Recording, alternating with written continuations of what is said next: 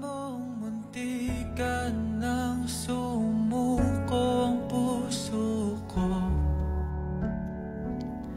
sa paulit-ulit na mga tromang nakwento ko sa iyo. Ngunit sabi mo hindi delikado, at ba't ngayon umiiyak na naman ako? At ramdam ko na parang mas malala ang bawat hapdi na gumagapos sa aking kamay. Ngayong wala ka na, di na makangiti, wala na kung katabi, at mag-isa na lang na uuwi.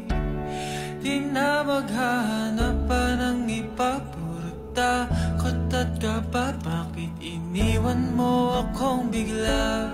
Hinding-hindi ako makabitaw kahit iba na iyong kasayaw. Kung merong mang kulay na natira sa bagharing daan, bughaw